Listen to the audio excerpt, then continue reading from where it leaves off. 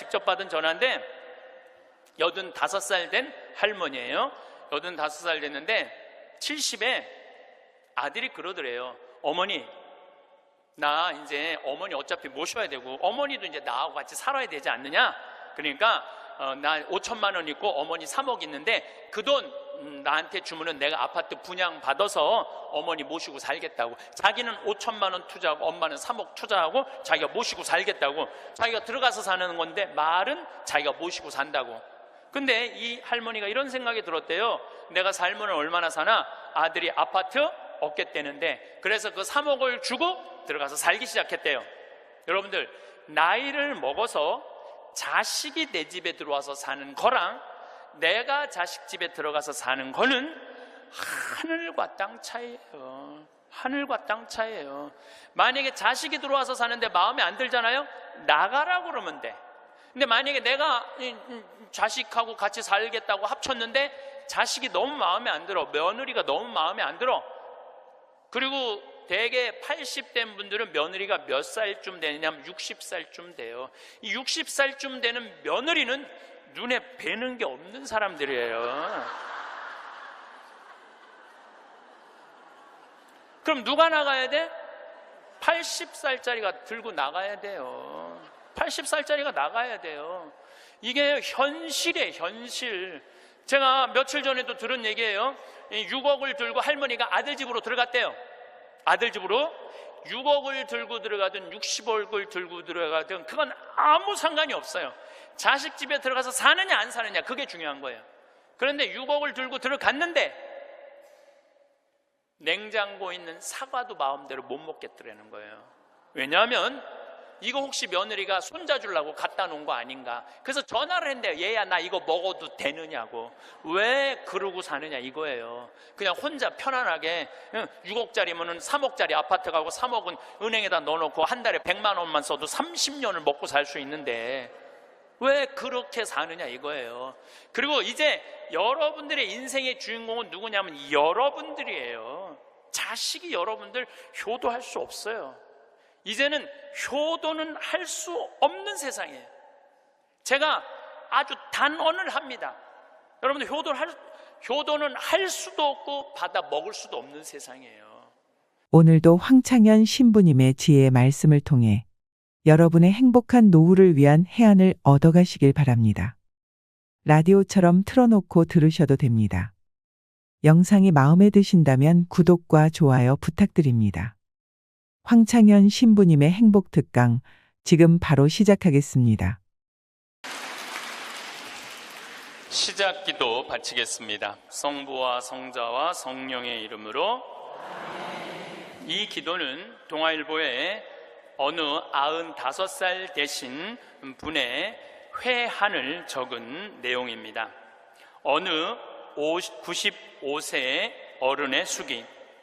나는 젊었을 때 정말 열심히 일했습니다. 그 결과 나는 실력을 인정받았고 존경을 받았습니다. 그 덕에 65세 때 당당한 은퇴를 할 수 있었죠. 그런 내가 30년 후인 95살 생일 때 얼마나 후회의 눈물을 흘렸는지 모릅니다. 내 65년의 생애는 자랑스럽고 떳떳했지만 이후 30년의 삶은 부끄럽고 후회되고 비통한 삶이었습니다. 나는 퇴직 후 이제 다 살았다. 남은 인생은 그냥 덤이다 라는 생각으로 그저 고통 없이 죽기만을 기다렸습니다. 덧없고 희망이 없는 삶, 그런 삶을 무려 30년이나 살았습니다. 30년의 시간은 지금 내 나이 95세로 보면 3분의 1에 해당하는 기나긴 시간입니다. 만일 내가 퇴직할 때 앞으로 30년을 더 살 수 있다고 생각했다면 난 정말 그렇게 살지는 않았을 것입니다. 그때 나 스스로가 늙었다고 뭔가를 시작하기에는 늦었다고 생각했던 것이 큰 잘못이었습니다. 나는 지금 95살이지만 정신이 또렷합니다. 앞으로 10년, 20년을 더 살지 모릅니다. 이제 나는 하고 싶었던 어학 공부를 시작하려 합니다. 그 이유는 단 한 가지, 10년 후에 맞이하게 될 105번째 생일날, 95살 때 왜 아무것도 시작하지 않았는지 후회하지 않기 위해서입니다. 성부와 성자와 성령의 이름으로 아멘. 우리가 죽는 날만 기다리는 사람은 사는 게 재미가 하나도 없어요. 죽는 날만 기다리는 사람은. 근데 이분은 65살에 은퇴하고 나는 죽는 날을 이제 죽을 거야. 그리고 몇 년 동안 죽는 날을 기다렸느냐면 30년 동안 죽는 날을 기다린 거야. 95살까지. 그냥 30년 동안 돌아보니까 그 30년이 너무나 멀쩡했거든. 그 너무 아까워. 30년이. 내가 죽는 날만 기다리지 말고 65살서부터 95살 때까지 정말로 먹고 마시고 놀았다면 얼마나 행복했겠어요. 근데 이분은 그러지 못했던 거예요.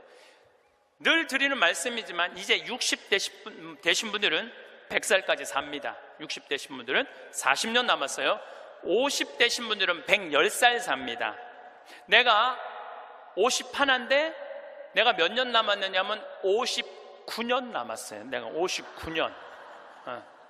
이제까지 산 것도 아니에요. 40살들은 120살까지 살 겁니다.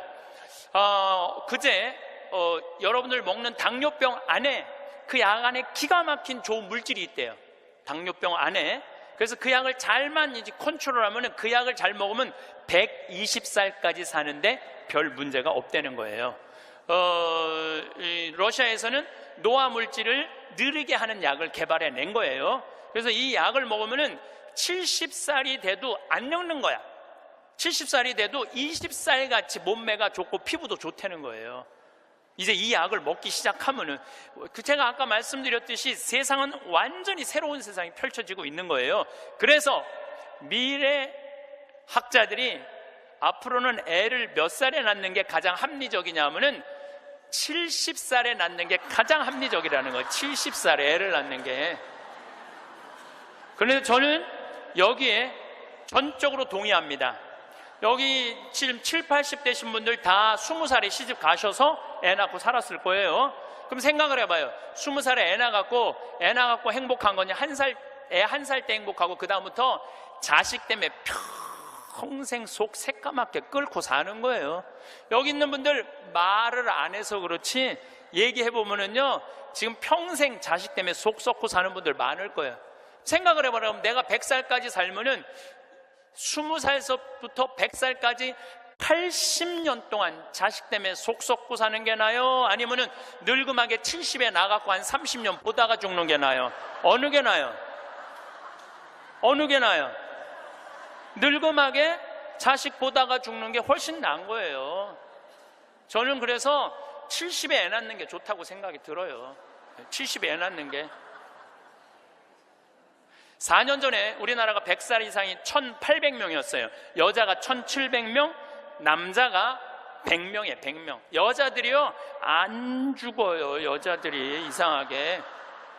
그런데 작년에 우리나라가 100살 이상이 몇 명이냐면은 15,000명이에요. 15,000명. 이제는 제가 보기엔 총알같이 이제 100살 이상이 50만 명, 100만 명 시대도 온다는 거예요. 100살 이상이. 근데 80살까지는 괜찮아요. 오래는 데도 있고 갈 때도 있고. 근데 80살이 넘으면은 갈 때도 없고 올 때도 없어요. 80살이 넘으면은. 그러니까 80살 넘는 분들 대부분은 어떻게 사느냐 하면은 뒷방에 앉아갖고 하루 종일 앉아있는 거. 뒷방에 앉아갖고. 그럼 뒷방에 하루 종일 앉아있는 분들 웃을 것 같아? 안 웃을 것 같아? 안 웃어요. 웃을 일이 있어요. 혼자 하고 뭐 방에서 뭐 하고 그렇게 웃어요? 안 웃어요. 그러니까 하루 종일 한 번도 안 웃는 건 문제도 아니야. 일주일 내내 한 번도 안 웃어. 일주일 내내 한 번도 안 웃는 건 문제도 아니야. 80살에서부터 90살까지 10년 동안 한 번도 안 웃고 사는 할머니들 많아요. 그런 할머니들은 90살 때 보면 얼굴이 어떤 줄 알아요? 이러고 산다니까. 그러면은 80살 넘어서서 웃고 살려면 어떻게 해야 되느냐? 해만 뜨면 집을 나가야 돼요. 해만 뜨면 집을 나가야 돼요. 해만 뜨면 집을 나가서 경복궁을 가든 덕수궁을 가든 창덕궁을 가든 온양온천을 가든 파리를 가든 뉴욕을 가든 어디야 이스라엘을 가든 돌아다녀야 돼요. 이렇게 돌아다닐 수 있을 때까지 돌아다니는 할머니들은 죽을 때 어떻게 죽는지 알아요? 지쳐서 죽는다니까. 지쳐서. 95살 때쯤에 나는 힘들어서 도저히 못 살겠다, 나는 이제 죽어야 되겠다, 그래갖고 지쳐서 죽는다니까. 죽을 땐 지쳐서 죽어야 돼요.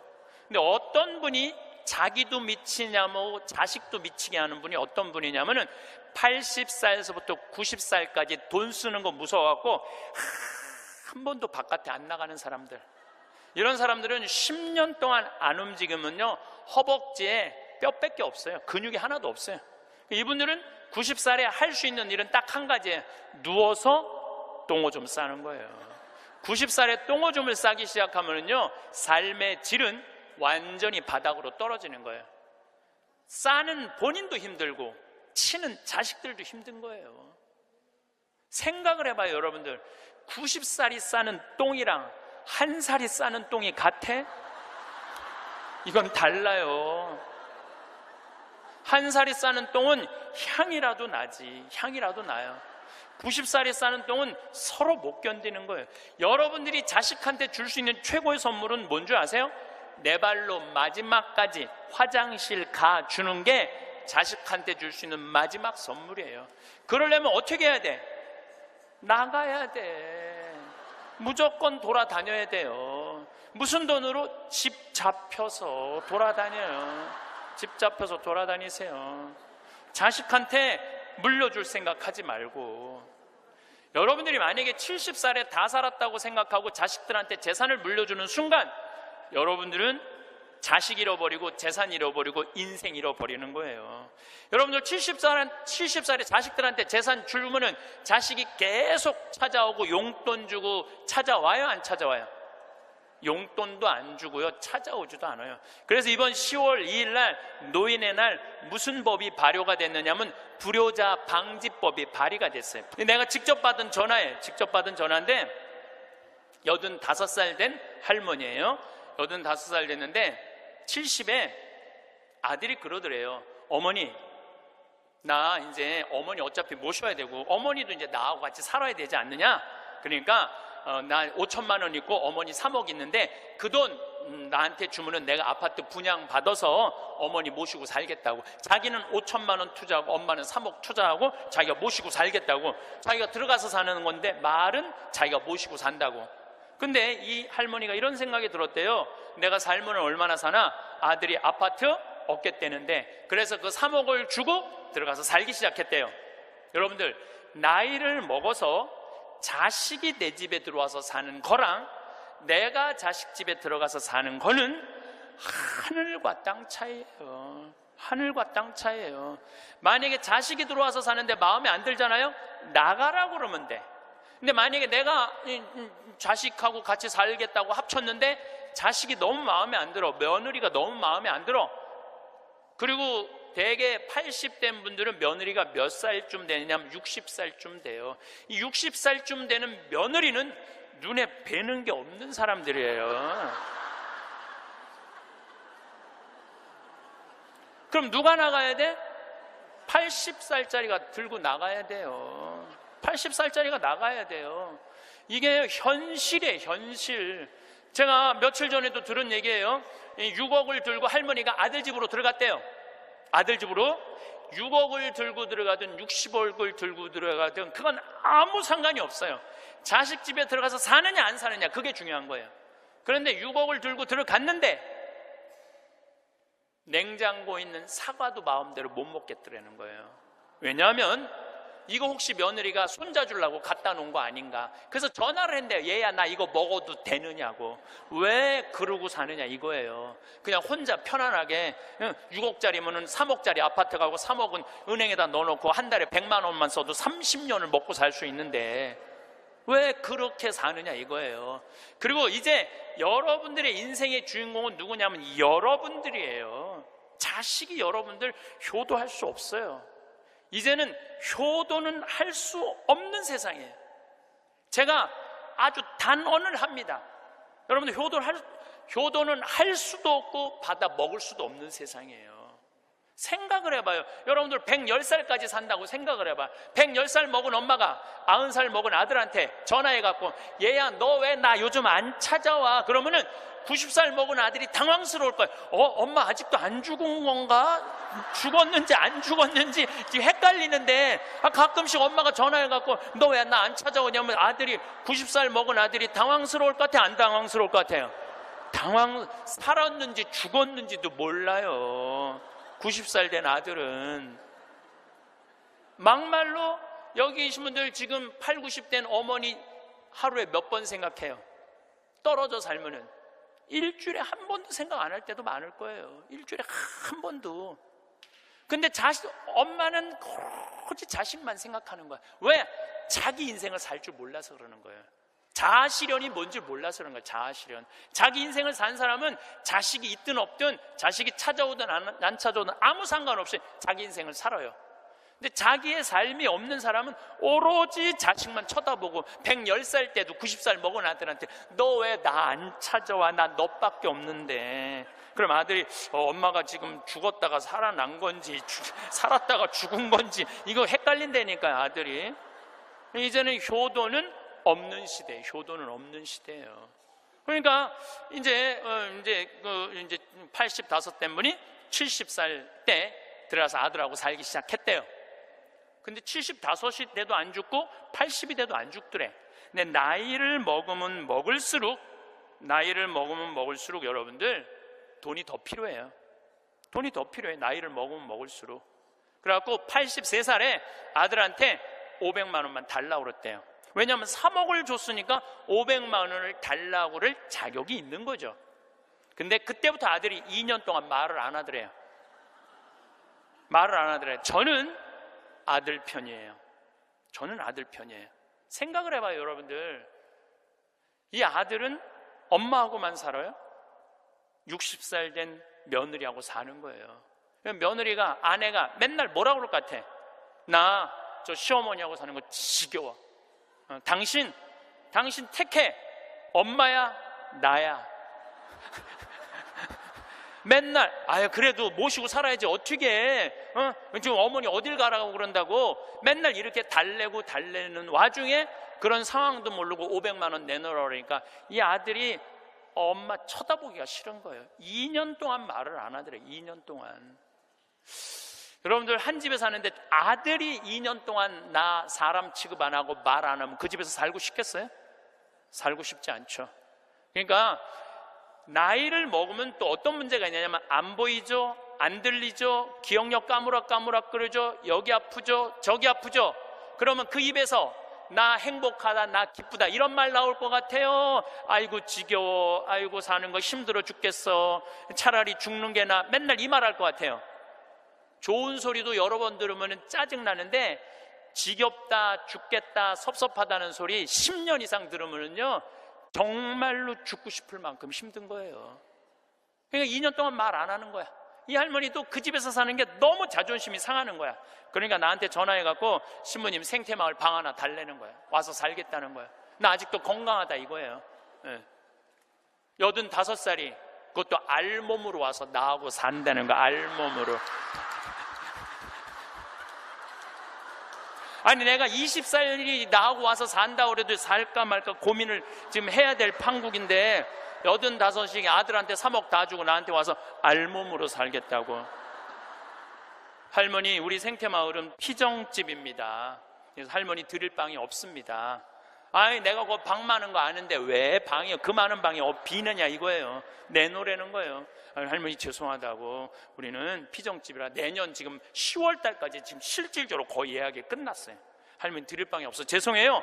그러니까 아니 방송 보면 우리 노인들 마음을 가장 잘 아는 분이 신부님인데 막상 통화해 보니까 보는 거하고 다르다 이거예요. 방송 보는 거하고. 그러면서 이 할머니가 마지막 전화기를 내려놓으면서 나한테 한 방을 먹이더라고. 뭐라고 그러냐면은 전화 막상 해보니까 신부님이나 내 아들이나 다를 바 하나도 없다고, 똑같다고 전화 끊는 거예요. 그러니까 이 할머니는 정말로 어디다 마음 둘 데가 단 한 군데도 없죠. 만약에 이 할머니가 3억을 그대로 가지고 있었다면 그 서름 안 받았을 거예요. 그 서름 안 받고 그냥 자기 인생 사는 거예요. 아들은 아들 인생 사는 거고. 그럼 서로 섭섭할 것도 없어. 원수 될 것도 없어요. 근데 뭐가 원수가 되는 줄 알아요? 줄 거 다 주고 원수가 된다니까. 줄 거 다 주고 해줄 도리 다 해고도 원수가 된다니까. 그러니까 자식한테 돈을 주는 게 아니에요. 주지 마세요. 이제 뭐하러 주세요 자신을. 울산에서 한 할아버지가 전화를 했어요. 경찰서에. 작년에 신문에서 제가 읽은 내용이에요. 나 경찰한테 이렇게 얘기한 거, 두유 2개로 10일을 버텼다. 두유 2개로. 난 지금 죽을 것 같다. 나를 좀 살려줘라. 그래서 경찰이 가서 문을 따보니까 할아버지가 뼈밖에 안 남은 거야. 10일 동안 두유 2개로 먹었으니 뭐가 물 10일 먹은 거하고 똑같잖아요. 그래갖고 이 할아버지 뭐 누구 돌볼 사람 없나 했더니 할머니가 1년 전에 돌아가신 거야. 여기 우리 할아버지들 많이 와서 앉아 계신데 여러분들 오늘 강의 다 까먹어도 좋아. 정말로 다 까먹어. 이것만 안 까먹으면 돼요. 여러분들은 무슨 일이 있어도 할머니보다 하루 먼저 죽어야 돼. 무슨 일이 있어도 누구보다 먼저 죽어? 할머니 죽으려고 그러면 너 죽지 마. 나 죽기 전에 죽지 마. 그리고 먼저 죽어야 돼요. 그러니까 여기 효자 열보다요 악처 하나가 낫다니까요. 효자가 하루 종일 같이 있어줘요? 같이 잠자줘요? 못하는 거예요. 악처가 같이 밥 먹어주고 같이 있는 거예요. 그러니까 여기 오늘 할아버지들은 제발 할머니들 가슴 아픈 일 하지 마세요. 그냥 마누라가 시키는 대로 하고 사세요. 머리 깎으라 그러면 가서 머리 깎고, 목욕하라면 목욕하고, 내복 추우니까 내복 입으라면 내복 입고, 내복 벗으라면 벗고, 시키는 대로 하고 사세요. 시키는 대로. 근데 이 할머니가 1년 전에 돌아가신 거예요. 어떤 금술 좋은 할머니하고 할아버지하고 한 집에 살았어요. 근데 그날 오후 따라 할머니하고 할아버지하고 목욕을 깨끗하게 했어, 둘이서. 그리고 저녁을 맛있게 차려 먹었어.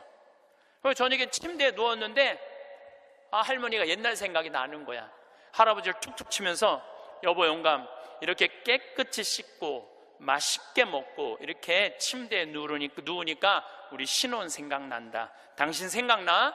신혼 때 당신 이렇게 냉랭하지 않았어. 당신 신혼 때 잘 때 내 손 꼭 잡아주던 거 생각나 안 나? 딱 그런 거예요. 할아버지 가만히 생각해보니까 손을 잡아줘야 될 것 같은 거야. 그래서 할머니 손을 싹 잡았어요. 그랬더니 할머니가 여보 영감, 당신이 내 손 잡아주니까 너무 행복하다. 근데 당신 생각나?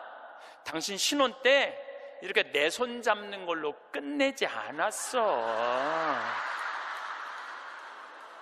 당신 잘 때마다 꼭 내 볼에 뽀뽀해주던 거 생각나 안 나? 딱 그런 거예요. 생각해보니까 뽀뽀도 해줘야 될 것 같은 거야. 그래서 할아버지가 할머니 손을 쫙 잡은 상태에서 고개를 돌려서 뽀뽀를 쭉 해줬어요. 근데 할머니가 너무 여보 영감, 당신이 내 볼에 뽀뽀해주니까 나 세댁된 기분이야. 너무 행복하다. 여보 영감 너무 고마워. 근데 여보 영감, 당신 생각나? 당신 신혼 때 내 볼에 뽀뽀하는 걸로 끝내지 않았어. 당신 그 이로 내기 잘근잘근 애무해주던 거 생각나 안 나? 딱 그런 거예요. 그랬더니 그때서 할아버지가 얼굴이 울그락불그락 하면서 확 이불을 내던지고 나가버린 거예요. 그래갖고 할머니가 여보 영감 어디가? 문 열고 나가는 할아버지한테. 그랬더니 할아버지가 딱 딱 문지방에 서서 할머니를 딱 째려보고 이렇게 말을 했어요. 기다려, 이빨 갖고 올 테니까. 딱 그랬다는 거 아니에요. 이제 여러분들 노인들은요, 부부밖에 없어요. 정말 부부가 귀하게 여겨야 되는 거예요. 그런데 이 할머니가 1년 전에 돌아가신 거예요. 딸은 하나 있는데 교통사고를 하고 인사불성이 된 거예요. 딸은 인사불성이 된 거예요. 누구 돌볼 사람 없나 했더니 이 할아버지 3층짜리 빌딩을 갖고 있었던 할아버지야. 3층짜리 빌딩을 갖고 있고 그 옆에 4평을 달아서 거기서 폐지를 모으고 살았던 거예요. 거기서 월세도 나오는데 이 할아버지는 버는 법은 배웠는데 쓰는 법을 못 배운 할아버지예요. 쓰는 법을 못 배운 할아버지. 여기 계신 분들도 많습니다. 예, 많아요. 정말로 개처럼 벌어서 짐승같이 써야 되는데 개처럼 벌어서 개처럼 쓰는 사람들 많아요. 제대로 돈의 가치답게 쓰지 못한 분들 너무너무 많아요. 많은 경우 여러분들 폐지 줍고 다니는 분들 많죠. 할머니, 할아버지. 그런 분들 중에 대개 자식들한테 몇 천만 원, 몇 억씩 다 주고 자기는 폐지 줍고 다니는 사람들 많아요. 실질적으로. 그러시지 마세요. 내가 행복해야 돼요. 내가 행복한 게 자식 도와주는 거예요. 그래서 제가 여러분들한테 보너스 하나 꼭 하시라고, 돈 안 들고도 할 수 있는 보너스. 내년, 나중에 얘기지만은 내년 3월 25일부터 4월 20일 사이에 여기 해화동 서울대학병원에 가세요. 서울대학병원에 가면은 그 꼭대기 층에 식당이 하나 있어요. 그 식당에 가서 비싼 거 시키지 마세요. 쟁반짜장도 팔더라고요. 그럼 3명이 갖고 쟁반짜장 15,000원짜리 시키면은 셋이서 충분히 먹어. 거기서 한 11시 반쯤에 가세요. 괜히 12시 막 그 의사들 막 직원들 올라올 때 그때 가서 먹지 말고 미리 한 11시 반쯤에 가서 거기 가서 쟁반짜장을 드세요. 왜 거기서 쟁반짜장을 먹으라고 말씀드리느냐 하면은 거기서 보이는 경치가 경복궁, 창덕궁, 창경궁, 비원, 청와대까지 다 보이는데 막 새순이 막 돋아날 때 그 경치가요 너무 멋있어요. 나도 서울대병원에 이제 1년에 한 번씩 강의를 가는데 거기서 식사 대접을 받았는데 거기서 밥을 먹는데 이렇게 내려다 보니까요 조선 27대 왕 부럽지 않더라고요. 거기서 아니 어떤 왕이 거기서 내려다보고 왕궁을 내려다보고 밥을 먹는 사람이 어디 있어. 꼭 기억하셨다가 내년에는 돈 드는 게 아니야. 그냥 전철 타고 가서 그냥 들고 올라가서 몸빼바지 입지 말고 그날은 좀 럭셔리하게 입고, 예, 그날은 좀 럭셔리하게 입고 내려다 보세요. 얼마나 아름다운가. 조선의 왕궁이 얼마나 멋있는가. 돈 안 들고도 볼 수 있는가. 정말 그런 데가 없어 세상에. 그런 데 가세요. 그리고 우리나라는 그렇게 멋있는 데가 너무 많아요. 너무 많아요.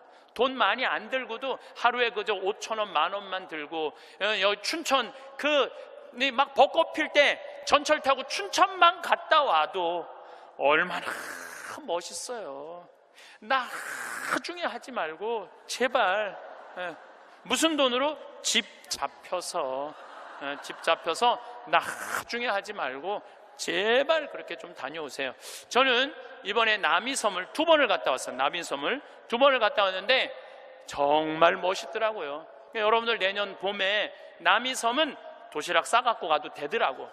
도시락 이렇게 싸서 김밥 이렇게 싸갖고 마음 맞는 친구들이랑 갔다가 오세요. 매일 그렇게 다니세요. 그렇게 다녀봤자 하루에 5,000원, 10,000원밖에 안 돼. 신부님 그렇게 다 썼는데 그때도 안 죽으면 어떻게 해요?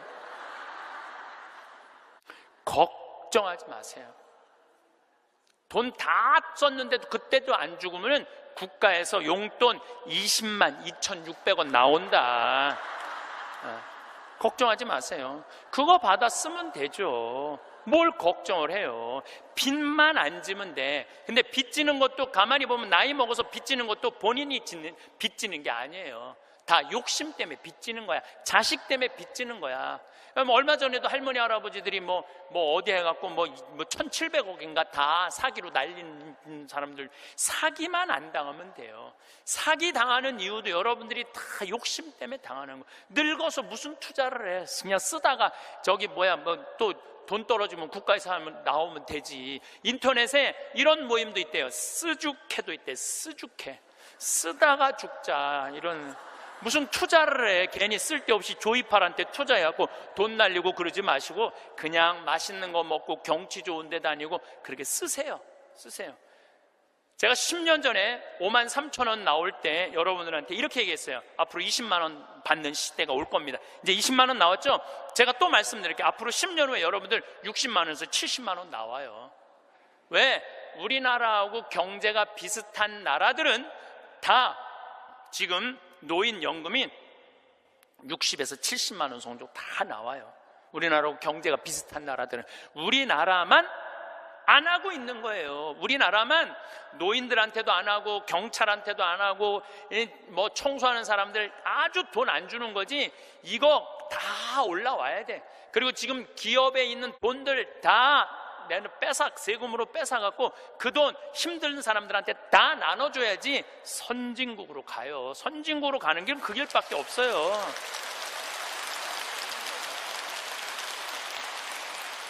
미국은 가보니까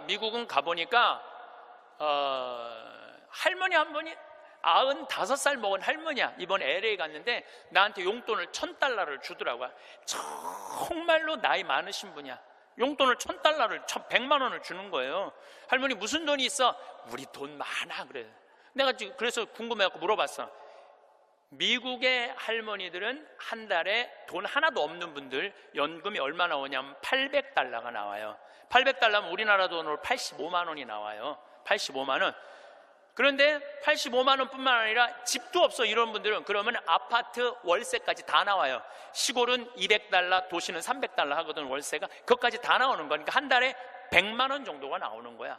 근데 만약에 이 할머니가 한 달에 100만 원을 줬는데 1년 연말 결산을 해봤는데 100만 원을 다 안 써서 50만 원밖에 안 썼어. 그러면은 이 할머니는 돈이 있던가 돈이 필요 없던가 하는 할머니라고. 그 다음에는 연금을 40만 원밖에 안 줘요. 그래서 미국에 다녀보면 할머니들이요 그 돈 쓰려고 얼마나 돌아다니는지 몰라요. 그러니까 쓰죽해가 생기는 거야. 쓰다 죽자. 그냥 나한테 용돈도 $1,000씩 주는 거지. 내가 그 할머니한테 5년 전에도 나한테 만나서 그랬대요. 그래서 할머니 손을 잡고 할머니 내가 한 5년 후에 여기 또 올 것 같은데 그때 또 봐요. 그랬더니 그때는 좀 생각을 해봐야 될 것 같아 그러시더라고요. 100살 때는 생각을 해봐야 되겠다 이거죠. $30,000가 통장에 넘었으면요 연금을 안 줘요. 미국도. 그러니까 자기 통장에 3,000만 원 밑으로 자꾸 만드는 거예요. 쓰라는 거예요. 근데 우리나라도 그렇게 갑니다. 분명히 그렇게 가요. 그리고 우리나라가 부정적인 요소도 많지만은 제 판단에는 앞으로 전 세계에서 가장 발전한 나라 중에 하나예요. 우리나라가. 그러니까 걱정하지 마세요. 자식한테 재산 물려주지 마시고.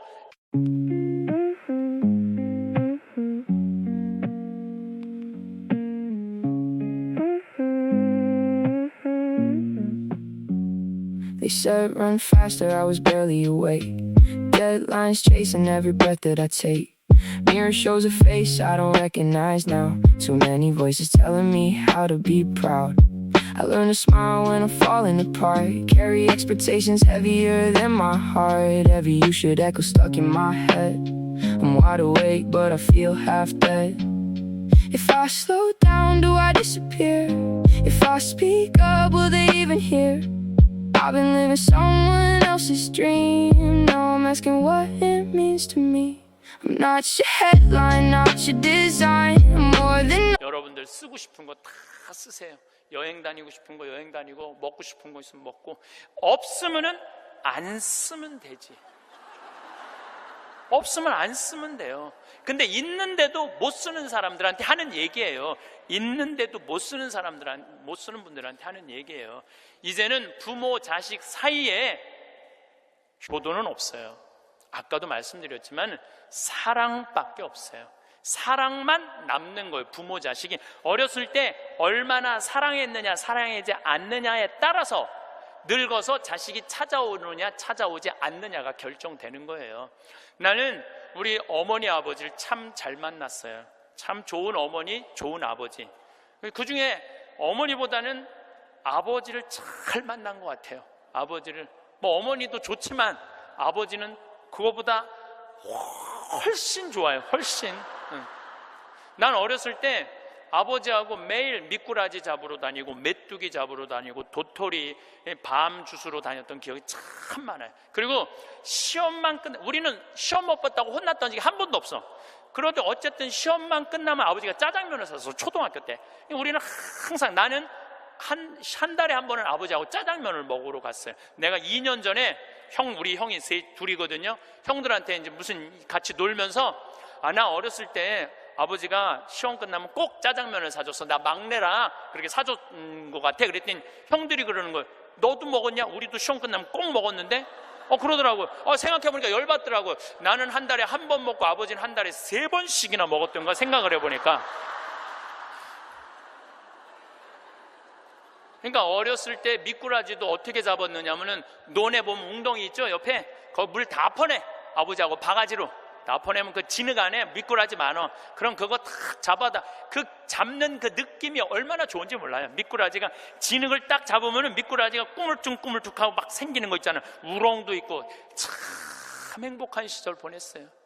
그러니까 이제 아버지를 생각하면은 참 마음이 따뜻해요. 아버지를 생각하면. 근데 중학교 3학년 때 내가 옥상에서 밤에 담배를 피고 있는데 어험 소리가 들리더라고. 어험 소리가. 고개를 돌려보니까 아버지 뒷모습이야. 아버지가 내 담배 피는 걸 보고 내려가신 거예요. 너무 미안하더라고요. 왜냐하면 나는 손찌검 한번 하신 적 없는 아버지인데 그 좋은 아버지한테 담배 피는 모습을 중학교 3학년 아들이 보였으니 얼마나 미안해요. 그냥 아버지 쳐다보기가 정말로 얼굴을 들을 수가 없었어요. 근데 아버지가 하루가 지나도 말이 없고 이틀이 지나도 말이 없는 거야. 일주일이 지났는데도 말이 없으신 거예요. 그래서 난 이렇게 생각했어요. 깜깜해서 못 보셨나 보다. 이렇게 생각을 했어요. 근데 2주일이 됐는데 2주일째 누나가 나를 부르는 거예요. 막내야. 항상 저를 막내라고 부르거든요. 우리 집에서는. 막내야, 얘기 좀 하자. 그래 얘기해. 그랬더니 너 담배 피니? 그러더라고요. 나 담배 펴. 왜냐하면 그때 제가 중학교 2학년 3학년 고등학교 1학년 거의 3년을 학교를 거의 안 다녔거든요. 뭐 여러 가지 몸이 안 좋아갖고 학교 안 다니니까 할 일이 뭐가 있어. 맨날 그냥 담배나 피고 앉아 있는 거죠. 학교 다니면 담배 필 시간 없지만 학교 안 다니니까 담배 필 시간이 얼마나 많아요. 맨날 담배나 피고 있는데 너 담배 피니? 그래서 나 담배 펴. 그랬더니 아버지가 나한테 얘기하더라. 너 건강도 안 좋은데 담배 끊었으면 좋겠다고. 그러니까 우리 아버지는 아들한테 이 얘기를 하고 싶은데 직접적으로 말하면은 서로 간에 충격이 있을 것 같은 생각을 하신 거예요. 그러니까 내하고 제일 친한 누나한테 얘기를 한 거죠. 그래서 아주 정중한 나한테 부탁을 해 오신 거죠. 그때 내가 받은 아버지에 대한 감동은요, 이거는 지금도 나는 아버지가 세상에서 제일 커요. 아버지가 세상에서 제일 큰 분이에요. 내 인생에 있어서. 그러니까 지금도 한 달에 한 번 아버지를 안 보면은 내가 못 견뎌요. 보고 싶어. 막 보고 싶어요. 그래서 나는 요즘은 11월, 12월 내 시간이 하나도 없어요. 아버지 만나러 갈 시간이 없어. 그래도 내일은 내가 수원에 강의가 있거든요. 우리 집이 수원이니까 내가 아침에 나오면서 전화했어요. 아버지 같이 밥 먹자고. 그러니까 아버지하고 밥을 먹고 아버지를 쳐다보고 있으면 내가 행복해. 우리 아버지는 나이가 85살이에요. 나는 해가 가면 갈수록 아버지가 더 좋아요. 해가 가면 갈수록. 나 시간 남은 수원 가서 여자 안 만나요. 아버지 만나지. 근데 아버지가 지난 10월 달에 우리 생태마을에 오셔서 산에 가셔서 산삼을 2뿌리를 캐갖고 오셨어요. 아들 준다고, 나 준다고 2뿌리를 캐갖고 오셨어요. 그런데 그런 거조차도 나는 오랫동안 기억에 남을 거예요. 우리 아버지는 지금 산에 가갖고 바위 틈에 그 꽃을 산삼 그거를 잎을 보셔갖고 그걸 캐갖고 이 손마디보다 약간 두꺼운 걸 2개를 캐갖고 오셨는데, 지금도 나는 아버지가 90살이 되든 95살이 되든 100살이 되든 아버지를 보고 싶은 마음은 변함이 없을 거라고 생각을 해요. 아버지를 보고 싶은 마음은. 왜냐하면 너무너무 사랑하니까. 앞으로는 여러분들 앞으로 펼쳐질 세상에 여러분들 자식한테 효도해라, 나 찾아와라 이런다고 자식이 찾아올 것 같아? 지금 부모 안 찾아가는 자식이 650만 명 중에 125만 명이 부모 안 찾아가요. 추억이 있어야지. 먹고 마시고 놀았던 기억이 있어야지. 늙은 아버지하고 먹고 마시고 노는 거예요. 성서 잘 묵상해 보세요. 내가 이거 첫째 시간, 이게 6강인데 첫째 시간에 먹고 마시고 노는 일이 얼마나 중요한지 아주 잘 설명을 해놨어요. 여러분들 그걸 한번 보세요. 예수님이야말로 우리를 진정으로 사랑하는 우리 진정한 왕이야. 정말 왕이 백성이랑 먹고 마시고 놀잖아요. 그럼 백성의 속마음을 다 알아요. 백성을 위로할 수 있는 거예요. 그러니까 우리의 왕이야말로, 요즘 대림절 지내시죠?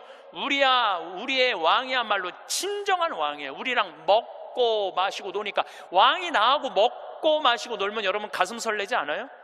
우리나라 지금 임금이, 우리나라 지금 대통령이 백성들하고 여러분들하고 매일 먹고 마시고 놀면서 여러분들 속사정 이해해 준다 그러면은 그 대통령한테 목숨 바칠 것 같아, 안 바칠 것 같아? 대통령이 나하고 지금 청와대에서 와갖고 여러분들하고 여기 명동에서 같이 매일 먹고 마시고 놀면 목숨 바칠 것 같아, 안 바칠 것 같아요? 바치죠? 예수님한테 왜 목숨을, 여러분들 예수님한테 목숨 바치는 분들이죠? 우리의 임금이야말로 진정한 킹 오브 킹, 왕 중의 왕이다. 저는 요즘 이 먹고 마시고 노는 거 묵상하면서 예수님을 더 사랑하게 됐어요. 참 좋으신 분이에요. 해리 리버맨이라는 할아버지가 있어요. 이 할아버지는 나이가 몇 살이냐면은 104살에 돌아가셨어요. 미국, 원래는 유태인이야. 폴란드에서 너무너무 가난하게 살다가 어디로 갔느냐면은 미국으로 이민을 가갖고 뭐 정말 일을 많이 했어. 제조업도 하고. 근데 이제 77살에 은퇴를 했어요. 돈도 많이 벌고. 그래갖고 이제 미국에도 노인정이 있어요. 매일 노인정에 가고 할 일이 없으니까 맨날 체스를 뒀어요. 근데 81살에 같이 체스 두던 친구가 아파갖고 안 나와갖고 하루 종일 멍 때리고 있는데, 거기에 자원봉사자가 할아버지 친구 안 나왔다고 하루 종일 가만히 앉아있지 말고 옆에 화실이 있는데 그 화실에 가서 그림 좀 공부 좀 해보고 그림 좀 그려보라고 그럽니다. 그랬더니 이 할아버지가 이런 말을 해요. 나는 태어나서 지금까지 단 한 번도 붓을 잡은 적이 없다. 먹고 살기 바쁜데 무슨 붓을 그리냐. 물감이 어떻게 생겼는지도 모르고 도화지, 캔버스가 어떻게 생겼는지도 모른다. 근데 내가 무슨 그림을 그리냐, 이 81살 나이에. 그래도 할아버지 한번 가서 구경이나 해보시라고. 그래서 할아버지를 살살 꼬셔서 화실에 갔어요. 근데 이 할아버지가 화실에 가서 붓을 보고 물감을 보고 캔버스를 보는 순간 어떤 생각이 들었느냐면은, 어렸을 때 폴란드의 그 아름다운 경치를 그리고 싶었던 거야. 그래서 붓을 들어 그림을 그리기 시작을 했어요. 근데 이 할아버지가 색깔을 조합하고 그림을 그리는데 프랑스의 샤갈이라는 화가보다도 그림을 더 잘 그리는 거야. 그래서 이 할아버지 별명이 미국의 샤갈이에요.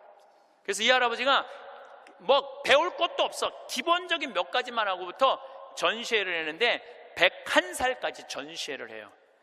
근데 101살까지 전시회를 하는데 나이 먹으면 보통 전시회하면은 동네에서 그런 식으로 하잖아요. 근데 이 할아버지는 그런 전시회가 아니야. 그런 전시회가 아니라 어떤 전시회냐면 미국의 모든 미술관이 와서 이 할아버지 그림을 소장하고 싶어서 경매를 할 정도로 유명한 전시회를 해요. 101살 때 20일에 전시회를 할 때 기자 400명이 모였대요. 기자들이 물어봤대요. 할아버지한테, 할아버지 어떻게 이렇게 20일에 걸쳐서 이 세계적인 그림을 그릴 수 있느냐고. 할아버지 대단하다고. 그랬더니 이 해리 리버맨이라는 할아버지가 이런 말을 해요. 나는 내 그림이 유명한지 안 유명한지 난 잘 모르겠다. 근데 나는 81살부터 101살까지 내 인생은 가장 찬란하고 가장 행복했다. 내가 이렇게 그림을 그리면서 내 101살까지 살 수 있었던 것은 내 인생의 최대의 축복이다. 그리고 이 할아버지는 104살에 세상을 떠나세요. 여기 계신 모든 분들 지금 안에 재능이 있을 것 같아요? 없을 것 같아요? 재능이 있어요. 지금 60, 70, 80 되신 분들도 재능이 다 있으세요. 오늘 아침에 잠깐 보니까 할머니들이 시집도 냈던데, 이 한글 배워갖고 시집도 냈어요. 그런데 참 내가 보기에는 그분들 대단한 분들이에요. 뭔가를 나이를 먹어도 77살에 시금치네라는 시를 썼는데 참 멋있더라고요. 여기 계신 여러분들도 지금 안에 다 있어요.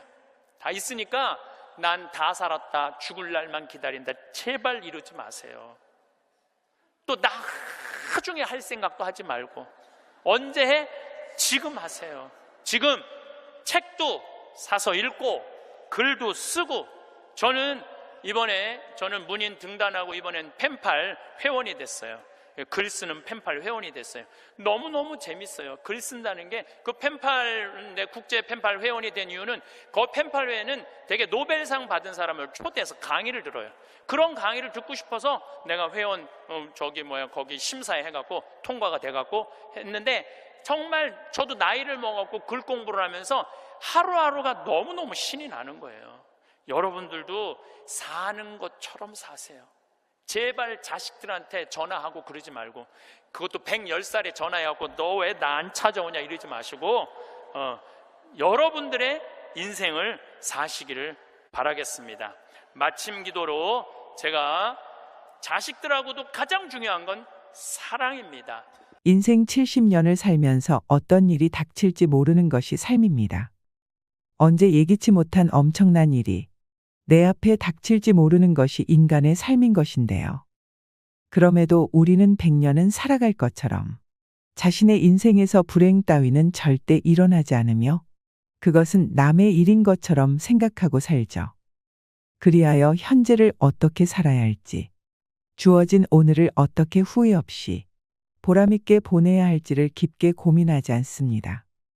그러다가 어느 날 갑자기 불행한 일이 닥치면 그때서야 지나온 삶을 되돌아보며 내가 왜 그렇게 살았을까 후회합니다. 그러나 그때는 이미 늦었습니다. 되돌릴 수 없는 것이 또한 우리의 삶이기 때문입니다. 따라서 더 늦기 전에, 불행한 일이 닥치기 전에 지금 내가 하고 싶은 일들, 해야만 하는 일들을 부지런히 해야 합니다. 우리 인생의 마지막 장막이 내리기 전에 심장이 살아 힘차게 요동치는 지금 해야 합니다. 그렇다면 무엇을 해야 할까요? 또 우리보다 먼저 인생을 경험한 선배들이 죽기 전 가장 후회했던 것은 무엇일까요? 60대, 70대 인생 선배들의 99%가 땅을 치고 후회한다는 6가지에 대해 말씀드리겠습니다. 첫 번째, 건강을 소홀하게 한 것. 건강이 중요하다는 사실을 모르는 사람은 없습니다. 하지만 젊어서는 그것을 잘 모르고 자기의 몸을 혹사시키지요. 그거 하나 한다고 건강해지겠어 하고 무심히 지나쳤던 습관들이 사실은 평생 건강을 지키는 열쇠입니다. 사람은 누구나 오래 살기를 꿈꿉니다. 하지만 오래 산다고 다 행복할까요? 몸이 불편해 오랫동안 침대에 누워서 보내야 한다면, 또 노후에 소일거리를 찾지 못해 집에서 온종일 텔레비전이나 보며 지낸다면 그것이 행복하다고 할 수 있는 것일까요? 긍정적인 장수는 본인도 행복하고 가족들도 즐겁지만 부정적인 장수는 본인도 고통스럽고 가족도 힘들게 합니다. 중요한 것은 얼마나 오래 사느냐가 아니라 얼마나 건강하게 사느냐입니다. 건강을 유지하기 위해서는 규칙적인 운동과 올바른 식습관을 유지하는 것이 중요합니다. 많은 종류의 영양소를 저염식으로 골고루 섭취하세요. 영양 과잉과 결핍이 되지 않도록 철저한 관리가 필요합니다. 그 중에서도 특히 치아 관리를 잘 하셔야 합니다. 치아는 하루아침에 좋아지지 않기 때문입니다. 건강한 삶은 노후에 대비하는 가장 좋은 방법입니다. 오래 사는 것이 기본인 시대에 우리는 유병장수보다는 무병장수의 목표를 가지셔야 됩니다. 두 번째, 주위에 덕을 베풀지 못한 것. 세상 모든 꽃이 다 아름다운 건 아니지만 대부분의 꽃은 아름답고 화려합니다. 그 아름다움과 화려함은 겨울 내내 혹독한 추위 속에서도 뿌리가 생명을 부둥켜 안고 지낸 결과입니다. 그러나 그토록 아름다운 꽃의 생명은 생각보다 짧습니다. 크고 화려한 꽃일수록 짧게 피고 집니다. 인생도 이와 크게 다르지 않습니다. 인생을 60분에 비유하면 진짜 꽃피는 절정의 시간은 고작 5분, 10분에 불과하다고 세상을 먼저 살다가 간 선배들은 말합니다. 오래도록 주위에 멋진 향기를 남기고 싶다면 이웃에게 덕을 베풀어 보세요. 요즘처럼 각박한 세상에 덕을 베풀라는 것이 세상 물정 모르는 말이라고 할 수 있지만 그럴수록 덕의 향기는 깊고 오래가는 법입니다. 사소한 작은 일이라고 좋습니다. 주위에 어려움을 겪고 있는 사람에게 내가 할 수 있는 선에서 마음을 다해 도와주는 일, 전철 안에서 당신에게 손을 내미는 불쌍한 사람에게 단돈 얼마의 정성을 보여주는 일, 크리스마스를 앞두고 구세군 자선 냄비에 작은 성의를 표시하는 일 등 사소하게 생각할 수 있는 이 모든 일이 덕을 쌓는 일입니다. 꼭 무엇인가를 얻기 위해 덕을 베푸는 것이 아니라 덕을 베푸는 삶이 일상이 되면 그것은 자연스럽게 부메랑이 되어 분명 나에게 돌아옵니다. 세 번째는 여행을 내일로 미룬 것. 60세 이상 노인분들은 다른 지역, 다른 환경에서 자랐어도 한 가지 공통점이 있습니다. 그들 대부분이 한 지역에서 어린 시절을 줄곧 보냈다는 점입니다. 적어도 수십 년은 고향을 떠나지 않고 살았습니다. 요즘은 인터넷이나 스마트폰으로 세상의 여러 풍경과 다양한 사람들의 모습을 접할 수 있었지만 1980년대까지만 해도 비행기를 타본 사람 역시 극히 드물었지요. 그래서 어르신들은 여행을 더 많이 했더라면 이라고 아쉬움을 표현합니다.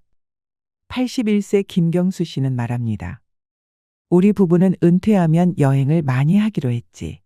그런데 정작 은퇴 후에는 아내가 세상에 없었어. 너무 늦었지. 몇 번 혼자 여행을 가긴 했는데 혼자 가니까 재미가 없더라고.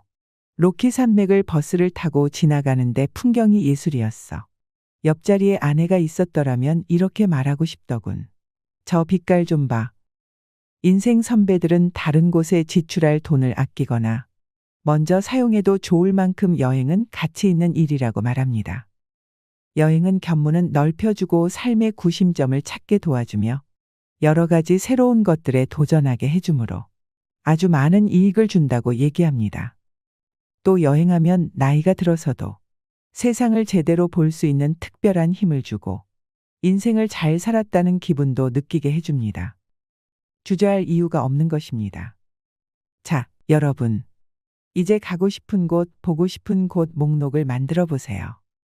네 번째는 친구들과 자주 연락하고 살지 못한 것. 죽음을 목전에 두고서야 옛 친구들이 얼마나 소중한지를 깨닫게 된다고 하는데요. 나이 들면 배우자 다음으로 친구가 가장 큰 자산입니다. 속마음을 털어놓을 수 있는 친한 친구. 언제든 연락하면 만날 수 있는 친구가 인생을 풍요롭게 합니다. 사는데 급급하고 바쁜 생활에 쫓겨서 소중한 친구들과의 관계를 세월 속에 흘려보낸 후에 누구라도 바쁘게 살다 보면 친구 관계가 소홀해지기 쉽습니다. 하지만 아무리 바쁘더라도 생각나는 친구가 있다면 용기를 내어 먼저 연락해보는 건 어떨까요? 내가 먼저 연락한다고 체면이 깎이는 것도 아닌데 망설일 필요가 없습니다. 삶의 마지막에 남는 것은 결국 사람과 사람뿐이라는 것을 잊지 말아야겠습니다. 다섯 번째, 평생 할 수 있는 취미를 만들지 못한 것. 다양한 취미 활동을 즐기는 것은 젊은 세대의 전유물이 아닙니다. 나이 들어도 취미 활동을 꾸준히 유지하는 것이 중요합니다. 취미라고 하면 거창하다고 생각해서 지레 겁부터 드시고 도전조차 안 하시는 분들이 많습니다. 등산과 가벼운 산책, 음악 감상, 독서 등과 같이 돈이 필요하지 않은 취미들도 많습니다. 한 연구에 따르면 60세 이상 사람들 중 취미가 있는 사람은 우울증 증상이 적고 행복감, 건강하다는 느낌, 삶의 만족도가 높다고 합니다. 말년의 삶의 만족도는 취미 활동과 가장 밀접하게 연관되어 있었는데요. 또 다양한 취미 활동은 치매 예방에도 매우 도움이 됩니다. 건국 대병원 치매 클리닉 한설의 교수는 늦었다고 생각할 때가 가장 빠른 것, 뇌를 자극하는 두뇌 훈련을 당장 오늘부터 시작하라고 강조합니다. 특히 뇌는 단순한 것을 실증내므로 똑같은 패턴의 고스톱보다는 뇌가 적정한 수준의 자극을 받을 정도의 그림 그리기 그리고 파크골프, 사교 댄스 등을 추천한다고 합니다. 취미 생활이 건강에도 도움이 된다고 하니 치매 예방을 위해 지금부터 손과 머리를 자주 사용해 보시길 꼭 권해드립니다. 6번째, 배움을 멈춘 것. 어느 정도의 나이가 지나면 갑자기 늙어버리는 사람이 있습니다. 자세도 구부정해지고 행동도 기운도 없어 언뜻 보기에 노인이 된 것처럼 변해버립니다. 그런가 하면 나이가 많은데도 실제 나이를 전혀 느낄 수 없을 정도로 건강하고 밝은 사람도 있습니다. 이런 차이는 어디에서 오는 것인지 생각해보면 향학열에 그 이유가 있다는 생각이 듭니다. 향학열이 있는 사람은 아무리 나이를 먹어도 늙지 않고 건강하게 인생을 보냅니다. 한편 향학열을 버리고 사는 사람은 남은 인생을 비에 젖은 낙엽처럼 불쌍하게 보냅니다. 늘 무엇인가에 흥미와 재미를 느끼고 배워보자라는 의욕을 느낀다면 그것이 젊음을 유지해주는 비결입니다. 그렇다고 해서 무언가 대단한 것을 배워야 한다는 것은 아닙니다. 50이 넘은 나에게 시나 서예를 배우고 바둑이나 장기 같은 취미에 흥미를 느끼는 것도 향학열입니다. 자택 근처를 걷는 것을 일과로 삼는 것도 좋습니다. 현역 시절에는 일이 바빠서 읽고 싶은 책을 제대로 읽을 수 없었다면 마음껏 독서를 즐기는 것도 향학열을 불태울 수 있는 방법입니다. 이처럼 배우는 자세를 평생 유지해야 늙지 않습니다. 죽기 전 가장 후회하는 6가지에 대해 말씀드렸습니다. 세상에는 없는 3가지가 있다고 합니다. 첫째는 정답이 없습니다. 둘째는 비밀이 없습니다. 셋째는 공짜가 없습니다. 그리고 우리가 죽음에 대해 분명히 알고 있는 것 3가지는 첫째는 사람은 분명히 죽는다는 것, 둘째는 나 혼자서 죽는다는 것, 셋째는 아무것도 가지고 갈 수 없다는 것, 마지막으로 죽음에 대해 모르는 것도 3가지가 있습니다. 언제 죽을지 모른다는 것과 어디서 죽을지 모른다는 것, 그리고 어떻게 죽을지 모른다는 것입니다. 그래서 항상 준비하고 있어야 합니다. 모든 사람이 태어나는 방법은 거의 비슷하지만 죽는 방법은 천차만별입니다. 그래서 인간의 평가는 태어나는 것보다 죽는 것으로 결정됩니다. 내가 세상에 올 때 나는 울었고 내 주위의 모든 이들은 웃었습니다. 살겠습니다. 딴 생각 안 하고 열심히 기도했어요. 조카가 살아났어요. 기적같이 살아났어요. 정말 죽으려고 그러는 애가 살아났어요. 근데 얘가 그 말라리아 걸리기 전에는 화학과를 다녔어요. 근데 별로 행복해 보이지 않더라고. 애가 화학과를 다녔던 애가. 근데 말라리아 치료되고 난 다음에 학교를 때려쳤어요. 얘가 어렸을 때 성우를 하고 싶어 했어요. 그래서 뭐 바이올린도 배우고 피아노도 배우는 아이예요, 원래는. 근데 화학과를 간 거야. 바이올린하고 피아노 배우는 애가, 성우하고 싶은 애가 화학과를 가니 얼마나 한심해요. 그랬더니 나한테 그러는 거야. 삼촌, 내가 학교 때려쳤어. 그래서 왜? 그랬더니 내가 죽음 직전까지 가보니까 내가 좋아하는 걸 하다가 죽는 게 자기가 옳게 사는 거라는 생각이 들더래요. 그래서 얘가 공부를 해갖고 뮤지컬 학과를 들어갔어요. 뮤지컬 학과를 들어가고 아니 가자마자 장학금을 받고 다니는 거야. 화학과 다닐 땐 장학금 하나도 받지 못했던 애가 자기가 좋아하는 걸 하면은 되는 거예요. 뭐 청음은 만점이래요. 이번 축일 때 얘가 우리 생태마을에 와갖고 저 삼촌 때문에 내가 인생이 바뀌었다 그러면서 노래를 하는데요. 정말로 웬만한 기성 그 뮤지컬 가수보다도 정말 잘한다고 하면 좀 문제가 있겠지만 절대 노래를 기가 막히게 잘하더라고. 얘가 노래를 얼마나 잘하는지 얘가 나하고 목소리가 똑같아.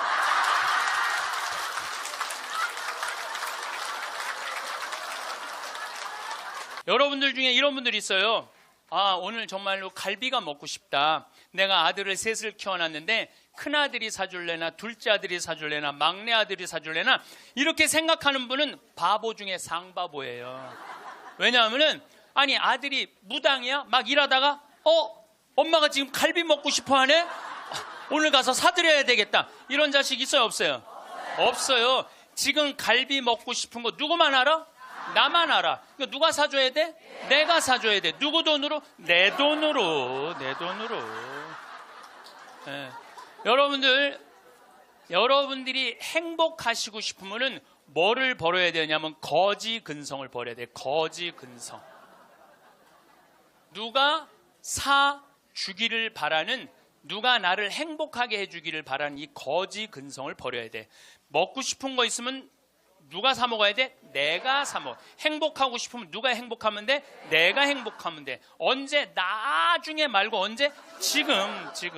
여러분들 지금 어느 교수님이 한 얘기지만은 아이스크림이 있어. 이 아이스크림이 있는데 너무 더워. 그럼 이거 어떻게 해야 돼? 먹어야 돼. 언제 먹어야 돼? 지금 먹어야 돼. 이거 나중에 먹는다고 놔두면은 이거 녹아서 남아있어요? 안 남아있어요?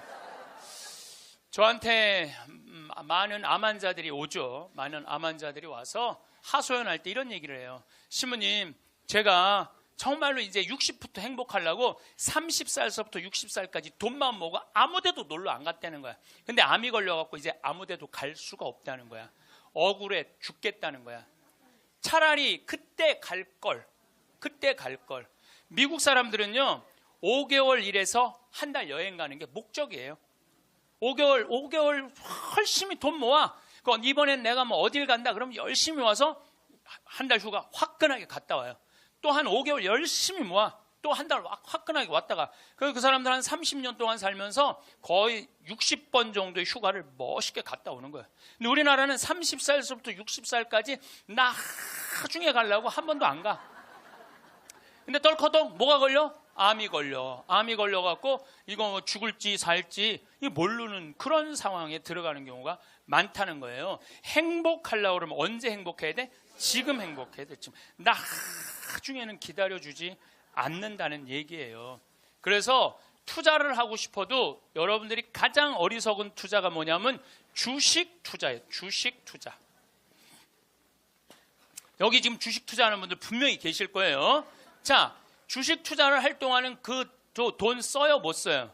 못 써요. 그런데 제가 모 은행의 지점장들 300명한테 강의를 한 적이 있어요. 근데 그분들이 나한테 이렇게 말을 해요. 대개 주식 투자하는 개인의 96%는 평생 하다 보면은 5천에서 1억 정도는 다 손해보고 나간다는 거. 96%가 써보지도 못하고 날리는 거야. 써보지도 못하고. 저는 요즘 필라테스라는 걸 해요.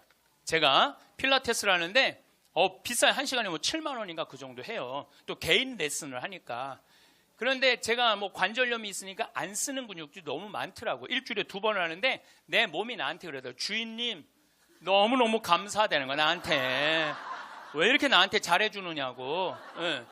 필라테스를 하죠. 그 다음에 내가 영어 공부하죠. 나한테 하는 투자는 아깝지 않아요. 그런데 주식 투자는 써보지도 못하고 날리는 거야. 아니 여러분들 5천만 원을 날린 분들 내가 물어볼게요. 여러분들 그 5천만 원을 갖고 자기한테 투자했어. 자기 신앙에 투자했어. 5천만 원을 가지고 이스라엘 성지순례를 10번을 갔다 왔다고 생각을 한번 해봐요.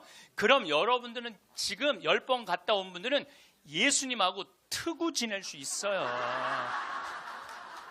이스라엘 성지순례 10번 갔다 온 분들은 예수님하고 그냥 맘먹고 막 트고 그냥 얘기할 수 있어. 그게 나 주식 투자 5천만 원에 갖고 한 푼도 못 건져갖고 아이고 속이야 아이고 가슴이야 이러고 사는 게 나아요. 어느 게 나아? 그러니까 오늘부터 주식 다 팔고 어떻게? 자기한테 투자하세요. 나중에 투자하지 말고 언제 투자해? 지금 투자해야 돼. 지금 투자해야 돼. 그러니까 우리는 어떻게 행복한지도 모르고 서로 무시하고 사는 게 기쁨이 뭔지도 모르고 살아. 어쨌든 우리 이 대한민국의 건국이념은 돈이야. 돈이기 때문에 돈을 벌어야 되는데 땅덩어리가 넓어요? 캐나다는 우리나라보다 102배가 나라가 넓어요. 102배가 나라가 넓은데 이 나라는 나무만 팔아도 100년을 먹고 산다는 거예요. 나무만 팔아도. 사우디아라비아는 석유만 팔아도 국민소득이 7만 달러야. 아무것도 안 해도. 근데 우리나라는 아무것도 없어. 땅도 안 넓고 자원도 없고. 그러니까 우리는 돈을 벌으려면 어떻게 돼? 오로지 믿을 건 뭐 하나밖에 없어? 머리밖에 없어. 그러니까 우리는 돈을 벌으려면 뭐를 해야 되냐면 공부를 해야 돼. 공부. 엄마들이 이렇게 얘기를 합니다. 너 공부해서 훌륭한 사람 돼야 돼. 너 공부해서 너의 재능을 개발해야 돼. 이렇게 말하는 엄마가 없어요. 이놈 새끼야 너 커서 무시 안 당하고 돈 많이 벌려면 공부 열심히 해. 그러니까 우리는 공부를 왜 하냐면 무시 안 당하고 돈 벌으려고 공부하는 거예요. 애가 노래를 너무 잘해. 그럼 엄마가 이렇게 얘기해. 너 그렇게 맨날 배짱이처럼 노래하다가 나중에 커서 굶어 죽어 이놈 새끼야. 공부를 잘해야지. 공부를 국영수를 잘해야 돼. 국영수. 다른 건 노래는 공부가 아니야. 애가 그림을 너무 잘 그려. 너 그렇게 맨날 그림 그리다가 너 그림쟁이들이 나중에 굶어 죽어 이놈의 새끼야. 너 공부를 잘해야지. 공부. 국영수를 잘해. 국영수. 애가 공을 너무 잘 차. 너 이렇게 밤새 돌아다니면서 공 차다. 너 커서 굶어 죽어 이놈의 새끼야. 빨리 들어와서 공부를 해. 그래갖고 뭐를 해야 되냐면 국영수를 해야 돼. 그래서 우리나라는요. 학교를 다니면 다닐수록 자기 재능을 죽이는 교육을 하는 거예요. 여러분들 노래 잘하고 공 잘 차고 그림 잘 그리고 물건 잘 만드는 거 제주고 공부 중에 공부예요. 근데 우리는 그걸 공부라 생각 안 해. 오로지 공부는 뭔 줄만 알아? 국영수만 공부를 알고 있어. 국영수만. 전인지 선수 알죠? 전인지 선수 골프 선수예요. 키가 175cm에 나보다 10cm가 더 커요. 나는 원래 167cm였는데 줄었어. 2cm가 줄었어. 나보다 어쨌든 10cm가 더 커요. 지금 현실적으로는. 그런데 이 전인지 선수가 올해 US 오픈, 일본 오픈, 한국 오픈, 또 한국에서는 5승을 했어요. 그래갖고 올해 21살짜리가 벌은 돈이 20억이 넘어요. 한 해만. 그런데 전인지 선수는 초등학교 5학년 때 우리나라 12,000명 수학 경시대에서 모여갖고 똑똑한 애들 모여갖고 수학 경시대 중에 1등한 애, 대상 받은 애, IQ가 무려 138이에요. 근데 이 아버지는 태권도 선수였던 아버지는 전인지 선수를 공부를 가르치고 싶지 않았어요. 골프를 가르치고 싶었어요. 그래갖고 오전 수업 끝나고 골프